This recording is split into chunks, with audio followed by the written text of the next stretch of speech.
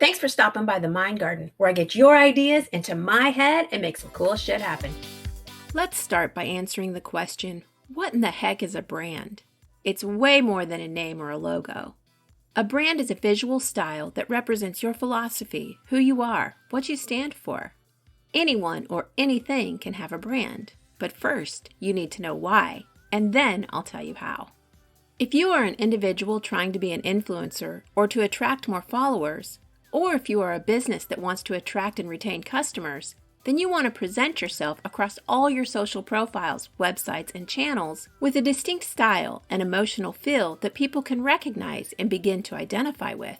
Now, maybe you're wondering why you would spend any time to develop a brand. Maybe you're thinking, hey, if my business or content is quality, then people will keep coming back, right? Maybe, if they can find you and recognize that it is, in fact, you. But it's actually more than that. Your brand should also tell your backstory, the real crazy, whacked-out reason behind what you're doing. In a famous TED Talk, Simon Sinek told about the secret to successfully engaging with customers or followers. You must start with the why. People care about your motivations, your why, because it speaks to the emotional part of the brain, which is where 100% of decisions are made. If you tell them why you are doing what you're doing, because of an obsessive passion for creating, a dream you've had since childhood, overcoming an addiction, being a struggling mom. Everyone loves an overcomer, a dreamer, a passionate artist, someone who is motivated from the murky depths of human experience. And why? It's not because they really want you to have success. It's because they have the same dream, the same struggle, the same passion, and you give them some chance, some hope that they too can be what they really want to be. They know they have found some kinship, some recognizable bit of themselves in you, and they like the way it makes them feel.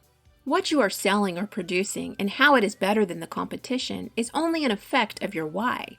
You're excelling and going beyond ordinary because you have a great story inside of you, and that unique experience has brought you or your business to this point of being able to offer a valuable product. So you start with the why and finish with the what and how. That is called your brand, and it should be reflected in your colors, fonts, and logo design. Before we jump in, make sure you have answers to the following questions. What is the purpose of your product? To educate, provide a service, design, promote, inform, create, entertain, build, solve a problem? How do you present yourself? Professional, authoritative, conversational, innovative, funny, creative, careful, technical, serious, cheerful, peaceful? What kind of product are you offering the world? Something innovative, artistic, humorous, cutting edge, modern, classic, life-changing, old school, useful, exclusive? And finally, who is your audience? Get to know them, their gender, education level, worries, passions, where they live, how they live. Once you have clear answers to those questions, you're ready to move on. So now, you're going to try to combine your story with your product to create your official brand using colors, fonts, and patterns. Colors speak to the soul without using words. They make you feel things without you actually knowing that you feel something. Colors are sneaky, so take care with your choice. A few examples are red for passion and power. Pink could be love or sensitivity. Green represents growth or natural. Blue has a modern feel.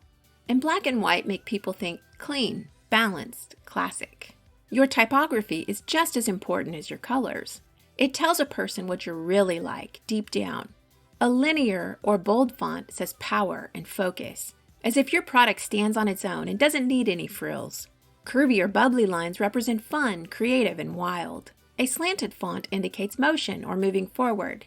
Elegance is represented with cursive or very decorative fonts. Your logo and supporting graphics should have common patterns such as spacing, lines, texture, and shapes.